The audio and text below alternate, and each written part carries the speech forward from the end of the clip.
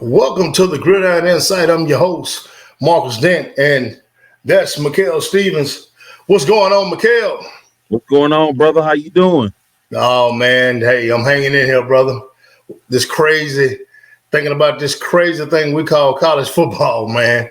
I mean, Man, it's been crazy over the whole. I want to say the whole season, man. To be honest with you, man, each week the plot thickens. Uh, you don't know who's gonna win at this nah, you point. don't, man. Who should Yeah, win, shouldn't, and who should? I don't know. It's a lot of parity going on, I guess. man, I'm telling you, I don't care what nobody say. I think Nick Saban got out of football. Number one, NIL. Number two, I think just the parity that college football, has pretty much come to, and we're seeing it right now. I think that's something that I don't think he was going to be comfortable with, bro. I mean, you take Vandy for instance, and I called it pretty close, man. Vandy is, as they would say back in the day, they doing the damn thing, bro. I'm just gonna be honest with Man, you. For every the bit of athletes the that they bird. got, shoot, man. I mean, man, they doing a good job, bro. Man, I guess they got the wake up call. They building facilities over there. They adding on to their stadium. Um, the pot has gotten bigger with TV contracts, and they've been fortunate enough to get some players out the portal. And all of a sudden, they're a very competitive team. It's not just you gonna walk in there and they're doormat and it's Cupcake City and you win and go home. No, you gotta strap up and you gotta play a full 4 quarters, or you'll be the recipient of a loss. Oh You man, ain't know, no doubt. I mean, there's no doubt. I mean, a lot of teams are seeing that right now, man. I think a lot of the bigger teams, I think they got to retool. I think they got to rethink the way they're doing things. You know, you take a team, Pittsburgh. Raphael Wiggins played 7-on-7 for me. I want to say 4 or 5 years ago, and he went from San Diego State to Pittsburgh, but they got some kids out the portal, and they standing what 8-0 or something like that. But man, here's the thing: every conference, you can't. I don't think you're going to be able to live off the portal in a conference like the SEC. I no, think you can do it in absolutely the not. ACC, but I don't think I think you can do it in the Big 12. I don't think you can do it in the Big 10. I don't think you can do it in the SEC because in December, these teams are going to say, hey, you know what? Our top guys, let's bring them back in, see what we got to give them, and let's keep them here. Texas A&M is not going to give up a Walter Nolan again. I don't think that's going to happen. You see what I'm saying? Hmm. I don't think they. I don't think a team like Ole Miss could get a guy like Walter Nolan. Nolan with all the money that Texas A&M got. Well, the thing of it is, it's gonna come down to your general manager and his staff being Mm-hmm. able to identify what your needs are and finding those particular players that can help you have those quantum leaps, if you Yeah. will, on the field. And you don't have to spend a lot of money to be successful out the portal, but you do have to get the right personnel to fit your culture and to fit your style of play in order for you to be successful. And I think, and I can't stress it enough, like you were saying with Nick Saban moving on from the game, his type of coaching style, his era of coaching is a dying breed. And Mm-hmm. we're on the dawn of a new era Mm-hmm. in college football. And we Mm-hmm. live in it every day with the Mm-hmm. transfer portal. One thing you may say, hey, we could build a team and we could be successful out the portal. From what we're seeing early on, that's only lasting maybe a season or two. But you're Mm-hmm. still gonna have the fundamental things you need. That is high school ball players. And you're gonna have to build up your cabinet with plenty of them, whether they're 3, 4, 5 stars, needles in the haystack. You got to build up with high school players, and then you can pluck out the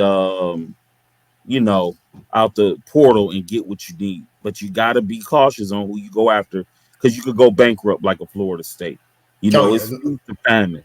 Oh yeah. So you give it up to Florida State. They had a good run, but through some things, they kind of struck out, and it's showing because they hadn't developed much talent.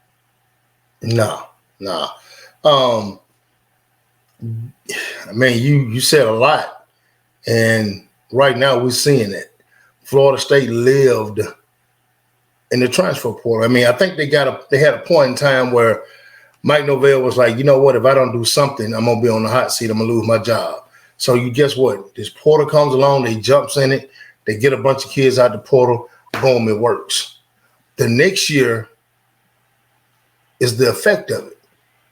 If you don't have any high school guys coming along, then you're gonna be hurting like they are this year. What did Mario Cristobal said after the game? He said, "Hey, look, high school players, if you want to come somewhere where they're doing it the right way, come here. Y'all see what's going on here. Now, don't get me wrong, they got some portal players, they got some JUCO players, but it's not to the mass that some of these other schools have, man. And you can do that, and like I said, Florida State might be back on top next year if they keep their job. But you got to think about it, man. When do I need to live in the portal? When do I need to build? That's all depending on that AD, whether they're gonna let you have time and that fan base. Mississippi State, perfect example. Are they gonna give Leb time? I mean, what are they going to do? I mean, are they going to say, okay, Leb, if you don't win in the next 2 years, you gone? That's unfair to him. There's no way in the world he can be competitive, even an 8-win ball club, if they don't give him 4 or 5 years. The days of giving you 3 years, I think that needs to go. That might be wrong, but I don't think you can build a club in 3 years. I can't recall any coach being successful in 3 years. That metric is a hard metric to meet. And you're not even doing it with your own players per se. You still have the leftovers from the prior coach. Yeah, correct. So correct. An interesting program to me to watch would be Colorado after the season. Mm-hmm. They've been in the portal heavy the last couple of years. Yes. Next year be season 3 in Colorado. Mm-hmm. You got everybody going to the league. Will they suffer like a Florida State? And don't get me wrong about Florida State. It was a combination of things that occurred to Florida State that made things go sour real quick. Yeah, but I agree with that. Yeah, I would be interested to see with the Louis luggage in Colorado, how do they replace Shador, Travis Hunter, those type of guys. His name is Julian Lewis. That's how they replace Shador. I think they're gonna get him, bro. Well, they might have to. I think they're gonna get him right now. They're not really ranked high in high school recruiting right now in 24/7. I mean, I think they're down there. I believe they're below 25, if I'm not mistaken. But they're gonna have to go get some high-profile kids, and that's what Dion is good at doing. He's going to get a couple high-profile kids. Once you get those kids, then the other kids jump on board. You know how he rolls. And even Mississippi State, let's take them for example. I think they're doing it the right way. Now, the real question is retaining what you have. The quarterback. And that's how you spend the money, I would think, is retaining the talent that you have. And then what's left over, maybe go out and get a few players.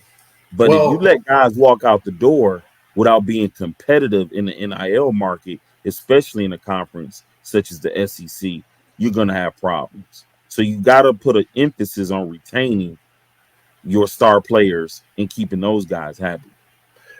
One star player I want to say is probably the quarterback. Now, I don't think he's going nowhere. I'm not trying to put out any clickbait or anything on that. I think they're going to take care of him, number one. But you got guys like Isaac Smith who's leading the nation. At one time, was leading the nation in tackles from the free safety position, and that's crazy. And he's a stud, man. He played at Itawamba High School with Isaiah, and man, I have watched that kid do things that you wouldn't believe. Those are the type of kids they're going to have to retain to be good, to go to the next level. And it creates a culture. Yes. And that's what they have. They have to define their culture. So they have to build with the high school players and bring some other players in. I mean, but do I think a program like Florida State is going to be down? No, I think they'll bounce back. I think they ran into a lot of bad luck. It's just a lot of bad karma. They're trying to get out the ACC. They're looking for spots in the SEC or the Big Ten. And that's not going to happen no time soon. Yeah, they got burned on the ESPN playoff. Yeah. So, and then they had players who didn't participate in the bowl game, and all those guys went to the league. So it's a lot. And it was at a point where Florida State was actually attacking and recruiting high school players, and then everything just sort of blew up in their face. But I think it's a program that could bounce back because they do have a great coach. I would say that much. Mike Norvell is a highly motivated guy, and he's gonna see to it that they get back on their feet. So I'm not worried about. I think he's earned another opportunity just because of how the season ended last year. However, he's the right guy for the position because he's highly motivated. He's going to recruit all over the Southeast, and he's going to get his program back in shape. Well, the deal with ESPN right now is, I think, is holding them back on a lot of things.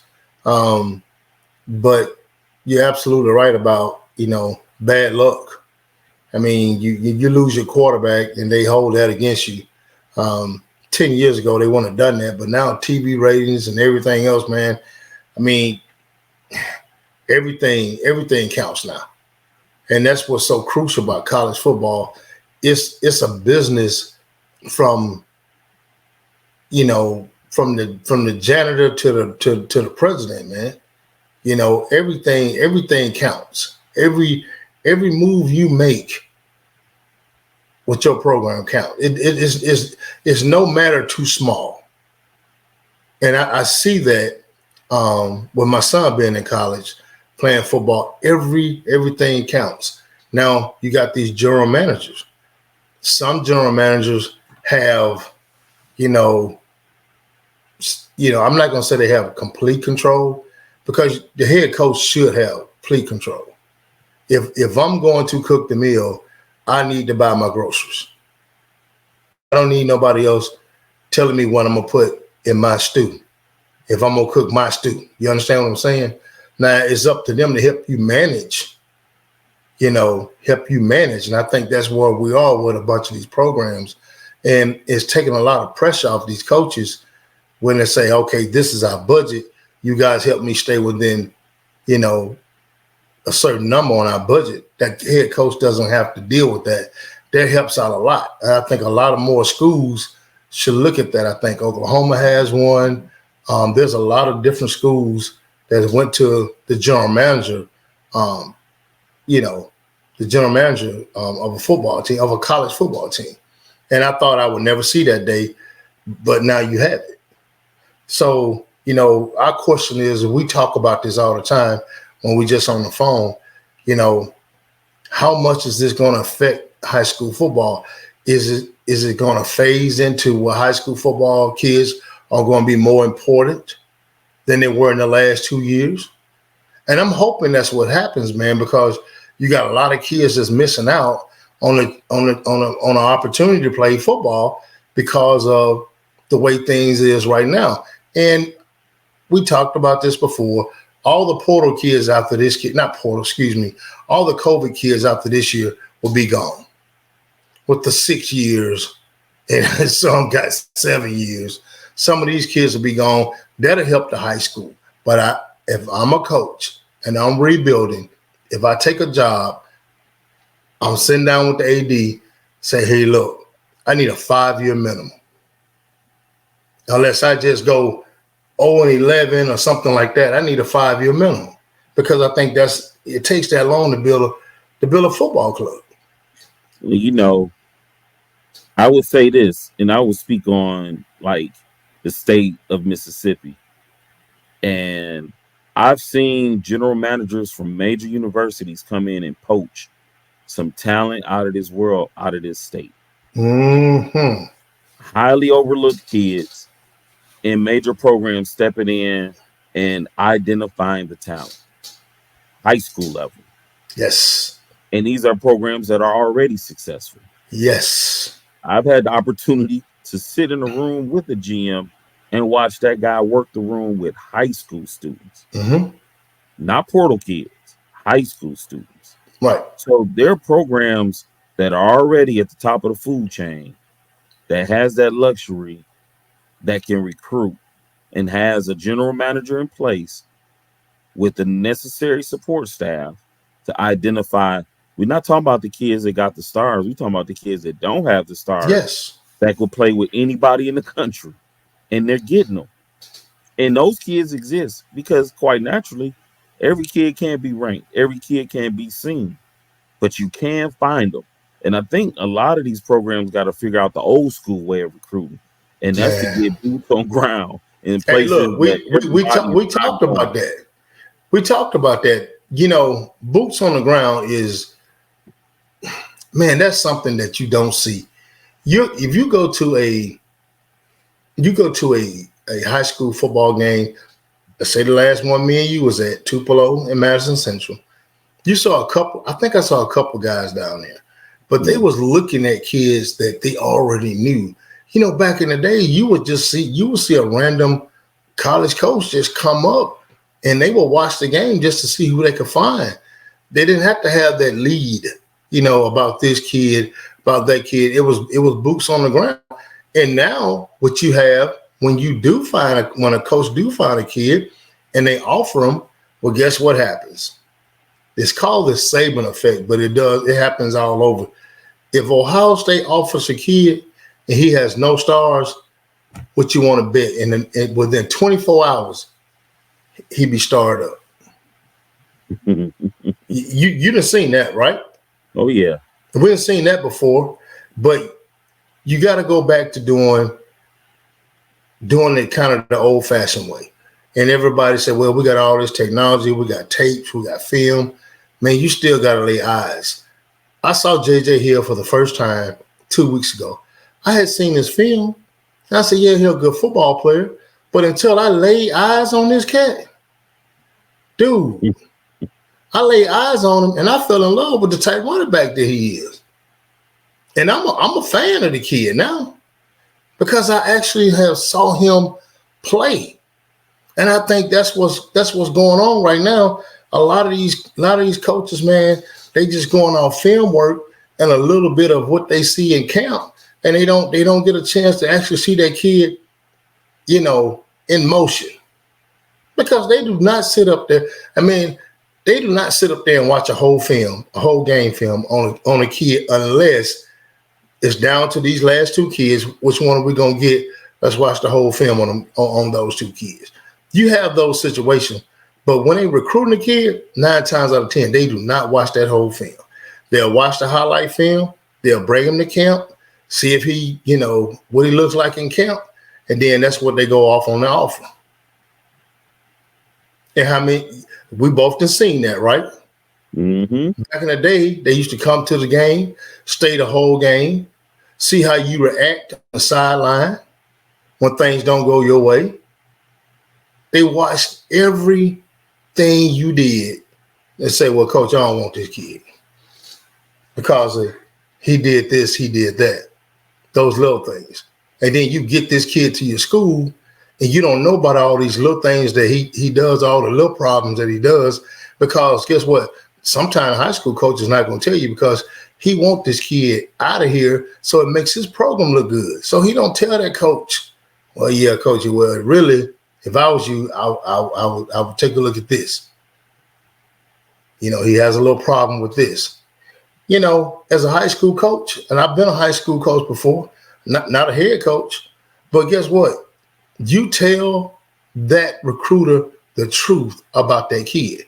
I do, but everybody doesn't do that. They'll blow smoke up your butt just to get a kid out and say, "Hey, look, our kid went to Texas A&M. Our kid went to our kid went to Florida. Our kid went to Miami." But go back to what you say. If there were more boots on the ground, there's more money on the ground right now. They got more money than they had back then. So why can't you have more boots on the ground? Facts. I couldn't agree with you more. You got a million analysts, and again, the internet has made recruiting a lazy profession sometimes. Yes, sir. Programs. So, like you said, we might see a guy or two, but really it should be at least 5 or 6 at every game. Every game. You got Starkville and Madison Central this Friday. 2 big-time 7A programs that have always been at the top of the food chain when it comes to athletes in the state, and Starkville for sure. It should be 10, 12 coaches over there. I'm talking about from Louisiana Lafayette, Louisiana Monroe to damn Georgia State, to damn Florida, to Miami, because this is some of your top talent in the state. Some of your top talent in the state. There's a kid, Tavares Harrison, right now at Starkville that played defensive back last year. This is really his first year playing receiver. Kid's got hands. The kid got hands. But he got a little bit of film from this year. But everybody, what did he do his junior year? Man, go take your ass over there and see this kid. Because he can play. He's 6'2". He's slim. He's 6'2", probably about 168 pounds, maybe 170. You get him in, he grow to 6'3". You put 25 pounds on, or 20 pounds on. He's 6'3", 190 pounds, and can run like a deer. Dude, you got an NFL type body. Well, the real question is, do these programs want to develop, or they want kids? No, they don't want to develop. Now they got all the equipment and all the type stuff that you need to do it. But they don't really want to do that. That goes back to us being in Mississippi. How many schools in Mississippi have real strength and conditioning coaches? It's only a handful. Yeah, you got a guy who's over it, who gets to, hey, coach, we're gonna put you over weightlifting this year. All right, coach. We're gonna do 5 reps of this, and that. No, I mean, how many certified guys do you have? That's why we're behind that in Mississippi. So yeah, you need trainers, parents. You need Scott Lashley. You need guys like him. Receiver coach, Mike Espy. You need guys like that. You need guys that are experts in their own craft to help you get where you need to be. And that's what me and you talked about today. We're gonna keep it real and just let parents know. Say, hey, I need to know this information. Do you need to go to Rivals? Yes, go to Rivals. A lot of people tell you, I ain't going. Yes, go to Rivals, because guess what? These coaches, these college coaches, they'll tell you something different, but they get all that information is sent to them. You want to go to Under Armour, because guess what? That information is sent to them. Go to Southern Elite, because that information is sent to them. And Southern Elite, you got 50 college coaches right there looking at you. So we're trying to let you parents know that you gotta get your boots on the ground. Am I right or wrong? Oh man, you got to. Am I right or wrong, Michael? I mean, come on. You better pull your shoestrings up and choke your ankles. Yeah. So I know some people ain't gonna like this, but look, you out here putting 26s on that truck, and your kid ain't going to camp, and then you holler about the coach did you wrong. Man, you better take a look at yourself. One thing I've learned is Parents spend money on what they want to spend money on. Better say it. And the Better best say it. investment you can make is in your child. Hmm. You know, your student athlete, investing in them can take you a long way. It can get an education paid for. And at the end of the Come on, day, preach. that's what you Come want. on, preach. Because the game of football can take care of you for a long time when Come you got on, that piece preach. of paper in your Come hand. on. Come on. So, Yeah, I you mean know, that's the base of this show. Yeah, we're gonna give you some college football, high school football, but man, we want to give you that gridiron insight on what's going on right now in college football, high school football, junior college football. Let me give you some of you parents a scenario. Your kids might be in this scenario. I have a 3-star kid that have multiple offers. He tried to commit to the school that he wanted to go to, and they told him, man, we like you and we want you, but we can't let you commit right now. That happened 2 weeks ago. Kid crushed. So he kind of, one thing he didn't do, one thing his parents didn't do, they did not stop emailing, they did not stop communicating with other coaches. And he's getting a lot of, he's talking to a lot of other coaches. But just what so happened if this kid say, you know what, they sent an email, they got my name on the back, I got an official offer, the little flyer, you get all that, and you never ask that question, and then signing day comes, and nobody picks up the phone, nobody don't want to talk to you, nobody returns your message, your Twitter, you can't get them on Twitter, you can't get them on the cell, you can't get them in an email, but you hadn't talked to all these other coaches who had already given you some love or actually giving you an offer. You kind of shut them out. So you better, before your senior year, if you got an offer, and if you're a 3-star kid, mid-major kid, Division II kid, most of the time, Division II, they're going to wait till after the December signing date before they do a whole lot of offering anyway, unless it's a JUCO kid. But I'm telling you, parents, be careful. Don't think you got it in the bag just because your son got an offer or just because they send you an official flyer saying your kid have an official offer. I've seen it time and time before again. I'm telling you guys, make sure you communicate. You have an open line to that coach. You ask him the tough questions. Because if you don't, it's not their job to tell you. Because they're not going to tell you. Now, somebody might say, well, coach, we got an official offer. It's not an official, bro. They can pull your offer on signing day. Ain't nothing official until you put your John Hancock on. It ain't even no signing day no more. No, that's done. I mean, it's a signing day, but it's not what it was. No the letter of intent, that's gone. Yeah. Man, look, do your research. Well, at the end of the day, it's business. 100%. And the better you keep your emotions out of it and keep it such as business, the better off you are. And nobody is safe. Nobody's safe, baby. 4 or 5-star, nobody is safe. You ain't safe. If you sign and go there and play a year, you're not safe. Because guess what? The same way they got to recruit, they recruit you there, they'll price you out. If you ain't there doing the things that you need to be doing. So guess what, guys? It's going to be. So what now? You got to sometimes be careful of big name schools. Mm-hmm. They may have 10 kids at your position.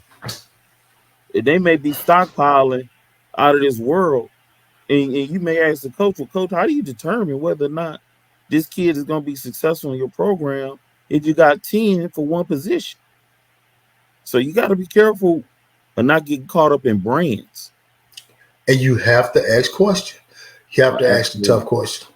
Guys, I know we deep in this thing right now, but if you still with us, hey, hit that like button and subscribe, man. We appreciate it. drop us a comment down there. But Mikhail, I'm gonna say this, man. Me and you've been around this thing for a little while. This game has changed, and it's steadily changing. We got how many weeks into the regular season now? We got what, 3 weeks, 2 weeks left. Mm-hmm. So after these 2 weeks, playoffs. After the playoffs, let me tell you something. You better start looking for camps. You better start looking for a trainer. If you're 20, 26, 27, 28, 26 guys, you're behind if you just not starting. You're way behind. But you 27, 28, 29s, hey, look, you need to start finding some camps. You need to have this stuff lined up, save the money, whatever you got to do. You got to do it. You got to do it to get your child in that right position. And Markel, I know you guys, you guys got a chance I think you got a chance at the state championship. Y'all let Tupelo off the hook. I'm just gonna be honest with you. Y'all had plenty of chances to win that football game, but after football season is over with, what do you and Little Mike got? What you and Little Mike? What y'all got playing? Well, we're gonna train. We're gonna stay at that. Physical training, skill training, but we've had offers to participate in the Super Sophomore All-Star game, the Army All-American Combine in December out in Frisco, and actually today we were invited out to the Navy All-American Combine in San Antonio, Texas. Mm-hmm. So those are a few combines we've been invited to. But this year, we're going to focus more on physical conditioning for 11th grade season and skill training and working on some things. And perhaps, get out here with maybe 1 or 2 7-on-7 teams and kind of just gear up for college camps. Mm-hmm. We probably going to try to hit about 5 to 7 college camps this summer. So that's what we have on the agenda currently. Now for you, for those that are listening, everybody's path is not the same. Mikhail his son already has P4 offers.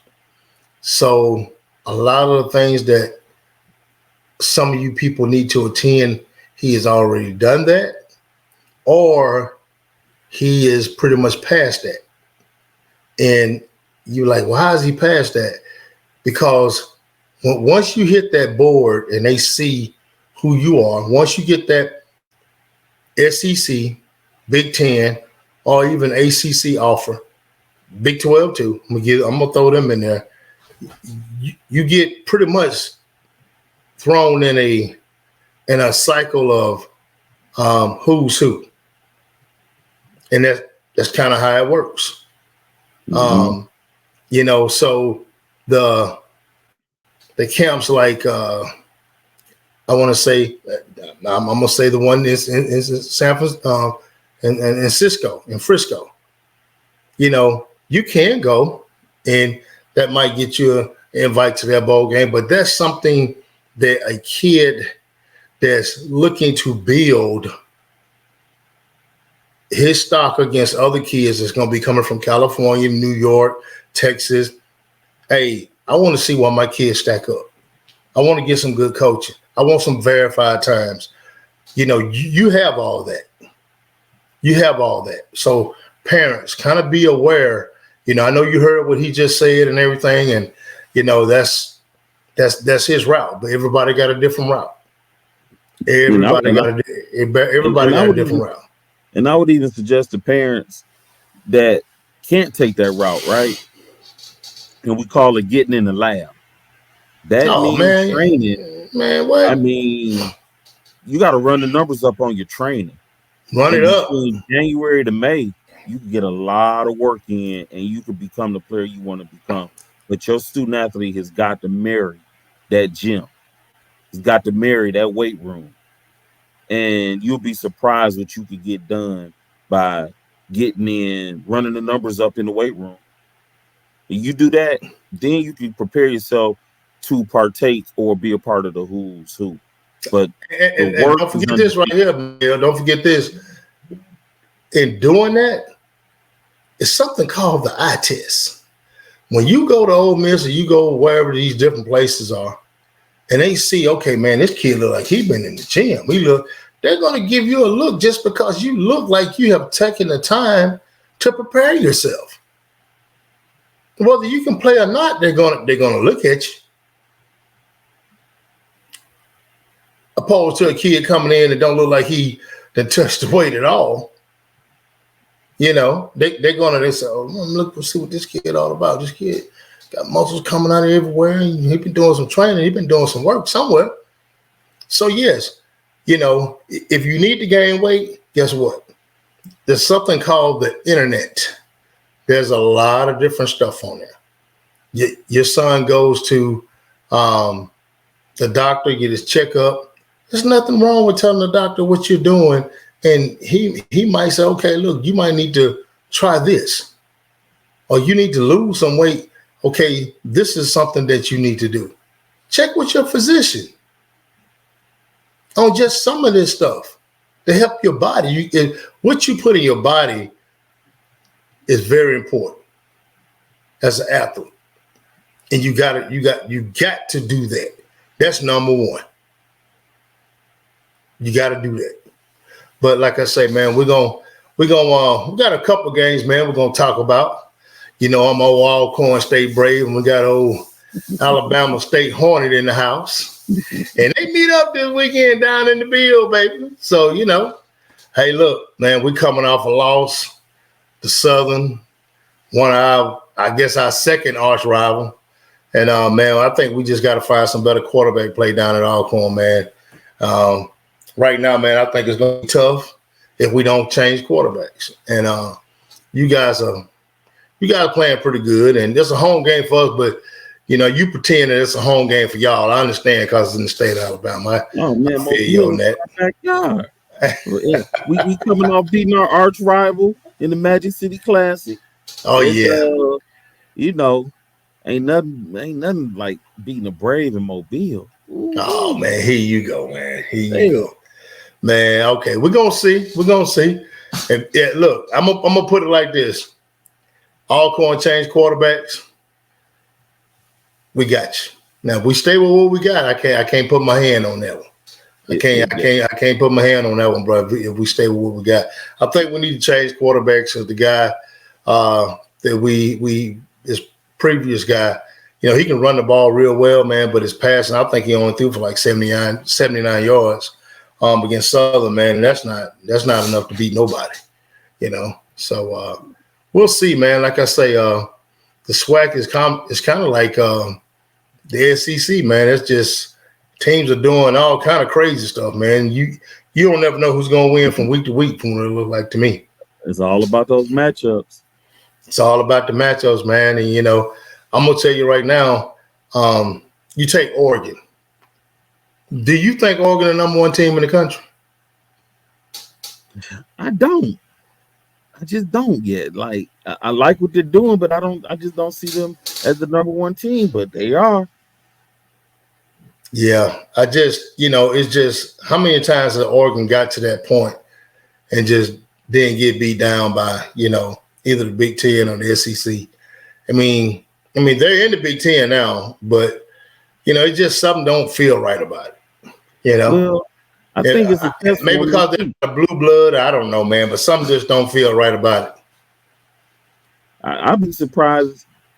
I won't be surprised if Michigan beat them in the Big House this weekend. I don't know, bro.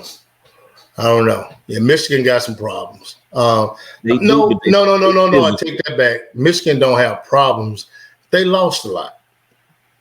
They need a quarterback. They need a quarterback. Fast, but they sure as hell can run the ball. Well, let me ask you this right here. Let's go back to the front of the show. How long did it take Harbaugh to build that program to win a national championship? It's about 7-8 years. Boom. he was in the contention. What, year 3, year 4, maybe? Yeah, then he had went downhill a little bit. Then he Right, recovered and went back up. right. So, man, it takes a minute to build a program, and I It hope. takes realistic expectations. Yes, yes. Trust me, man. I'm finding that out, man. Being a newbie in the Sooner family, man. I'm finding that out real quick, man.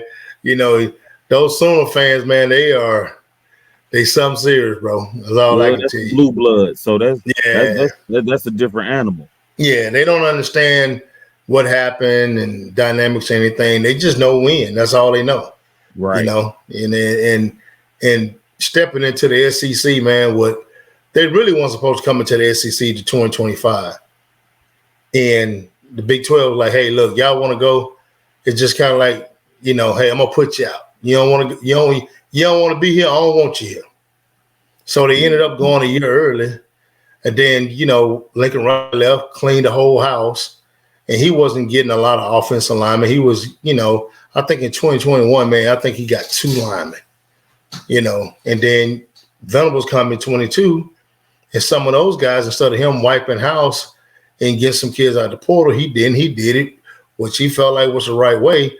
And then year 23, those kids, 4 or 5 of those kids up and jumped in the portal. Then we lost, in those 2 years, we lost 2 kids that were first-round draft picks and another 2 that went maybe 3rd and 5th round. Dude, those kids could still be playing right now. Mm-hmm. You know what I'm saying? So that type of stuff hurts, man. So, and I know a lot of people, they offensive line, they horrible.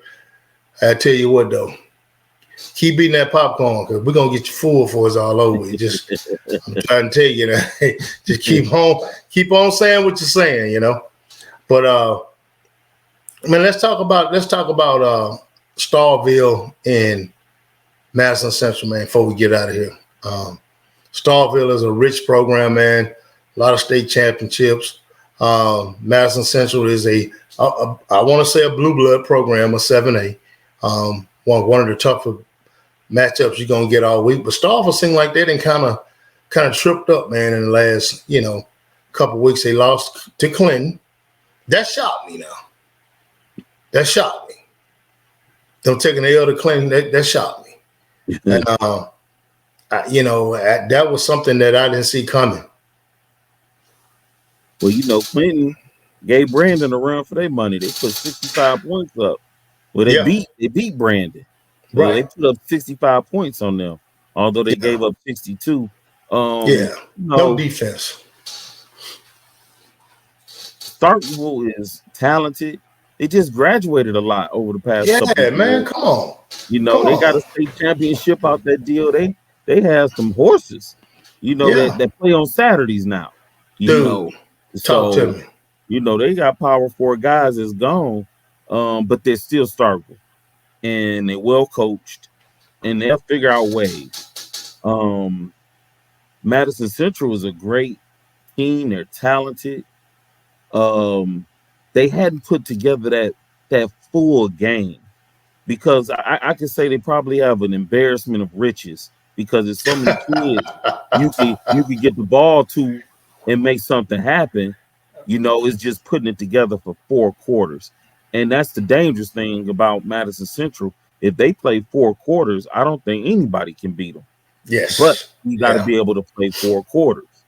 And knowing Starkville, they're a well-coached team. They're going to be disciplined. They're going to play hard. I can guarantee you that. So not for 1 minute can you let your guard down against that team, and it's going to be physical. Because they even though they lost a lot of talent, they still got talent. So, I'm expecting the advantage Madison Central, just simply because they're going to be in the jungle. If it was just Starkville, they would probably have the advantage. But this game has become somewhat of a rivalry that over the past couple of years, Starkville has won.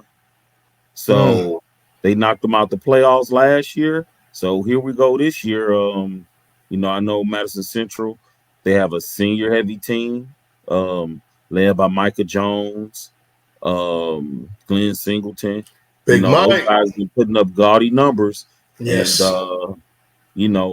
Quarterback Jaden Johnson is the key to that team on, their success in the air. But on the ground, you got Michael Hogan, Michael Stephen Glenn, three-headed monster, Zay Hart at receiver. So they got some weapons out there. And defensively, the Well, you got safety. the kicker too now. Don't forget the kicker. Oh, the kicker can boot him. He put Germantown up their misery last week with that 42-yarder for the win. How much he had to go on there? He probably had 15 yards to go he had on there, another bro. 15 yards on that. Yeah, man, he can boot it, bro. Hey, you can plug that kid right here. If anybody looking for a kicker, what's his name?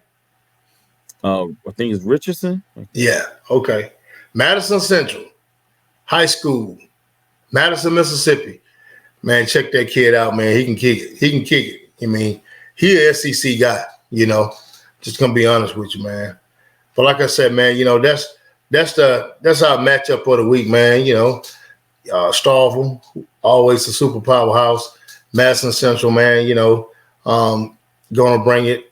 Before we get ready to get out here, I'm gonna give a score. Let me give my score on this one, man. Let me give you I'm going with Madison Central, man. I'm going 25-10, man. I'm taking Madison Central in a big one because I just think Starford right now. I think they're young, and right now, man, I think they got a long way to go before they get back to the top. And I'm not talking about a couple of years. I think next year they got some young guys coming through the program that is going to help them out a lot. I'm gonna go 28-14. Free safety Cavion. He's been playing big. A lot of pass breakups, a few interceptions. Those guys, those DBs, they've been playing real good lately. So they've been facing a lot of good receivers. But I'm gonna go Madison Central 28-14. 28-14. Y'all heard it right here on the Gridiron Insight. Hey guys, once again, before we go, we finna get out of here. Hey, hit that like button, subscribe, drop us a comment. We out.